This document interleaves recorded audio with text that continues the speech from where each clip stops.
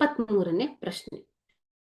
ಬಾಲ್ಯ ವಿವಾಹವನ್ನು ತಡೆಗಟ್ಟಲು ಸರ್ಕಾರ ಕೈಗೊಂಡಿರುವ ಕ್ರಮಗಳು ಯಾವ? ಹಾಗಾದ್ರೆ ಸರ್ಕಾರ ಏನು ಕ್ರಮಗಳನ್ನ ಕೈಗೊಂಡಿದೆ? 18 ವರ್ಷದ ತನಕ ಯಾವುದೇ ಮಕ್ಕಳು ಶಾಲೆ ಕಾಲೇಜು ಬಿಡದಂತೆ ಶೈಕ್ಷಣಿಕ ಅಭಿವೃದ್ಧಿ ಕಾರ್ಯಕ್ರಮವನ್ನು ಅನುಷ್ಠಾನಗೊಳಿಸಲಾಗಿದೆ. ಓಕೆನಾ? ಸೊ 18 ವರ್ಷ ವಯಸ್ಸಿನವರೆಗೆ SSLC PUC ಆಗಿರುತ್ತೆ ಅಲ್ವಾ ಮಕ್ಕಳೇ? ಸೊ ಅಷ್ಟು ವರ್ಷ ವಯಸ್ಸಿನವರೆಗೆ ಮಕ್ಕಳು ಶಾಲೆ ಅಥವಾ ಕಾಲೇಜು ಬಿಡದಂತೆ ನೋಡಿಕೊಳ್ಳುವುದು, ಶಿಕ್ಷಣ ಅಭಿವೃದ್ಧಿ ಕಾರ್ಯಕ್ರಮಗಳ ಅನುಷ್ಠಾನ ಮಾಡುವುದು. ಎರಡನೆಯದಾಗಿ 100%, 100% ಎಲ್ಲ ಮಕ್ಕಳು ಶಾಲೆಗೆ ದಾಖಲಾಗುವಂತೆ ನೋಡಿಕೊಳ್ಳುವುದು.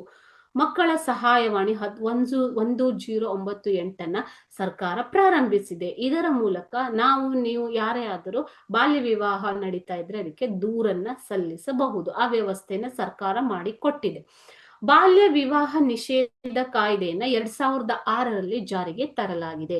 ಇದರ ಪ್ರಕಾರ 18 ವರ್ಷ ವಯಸ್ಸಿನ ಒಳಗಿನ ಹುಡುಗಿ ಮತ್ತು 21 ವರ್ಷ ವಯಸ್ಸಿನ ಒಳಗಿನ ಹುಡುಗನ ಮದುವೆ ಮಾಡುವುದು ಶಿಕ್ಷಾರ್ಹ ಅಪರಾಧವಾಗಿದೆ. ಇನ್ನೊಂದು ಅಂತಂದ್ರೆ ಸರ್ಕಾರ ತಂದಿರುವುದು ಹಾಜರಾತಿಯ ಜೊತೆಗೆ 100% ಜನನ ನೋಂದಣಿ ಮತ್ತು ಜನನ ಪ್ರಮಾಣ ಪತ್ರವನ್ನ ಕಡ್ಡಾಯವಾಗಿ ಪಡೆಯುವಂತೆ ನೋಡಿಕೊಳ್ಳುವುದು. ಓಕೆ, ಸೊ ಜನನ ನೋಂದಣಿ ಪತ್ರ ಪಡೆದಾಗ ಆ ಮಗುವಿಗೆ 18 ವರ್ಷ ವಯಸ್ಸಾಗಿದೆಯಾ ಇಲ್ವಾ ಅನ್ನೋದು ಜನನ ದಾಖಲಾತಿಯಲ್ಲಿ ಗೊತ್ತಾಗ್ಬಿಡತ್ತೆ. ಇದರಿಂದ ಬಾಲ್ಯ ವಿವಾಹವನ್ನ ಅಷ್ಟರ ಮಟ್ಟಿಗೆ ಕಡಿಮೆ ಮಾಡಬಹುದು.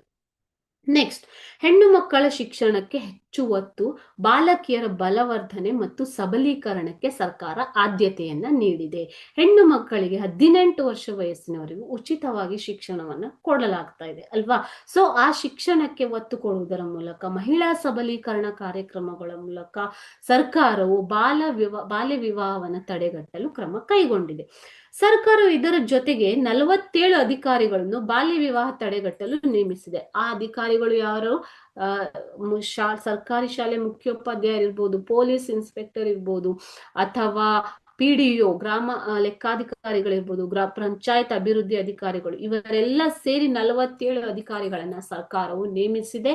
ಅವರಿಗೆ ಬಾಲ್ಯ ವಿವಾಹವ ನಡೆಯದಂತೆ ತಡೆಯುವ ಒಂದು ಹಕ್ಕನ್ನ ಸರ್ಕಾರ ನೀಡಿದೆ.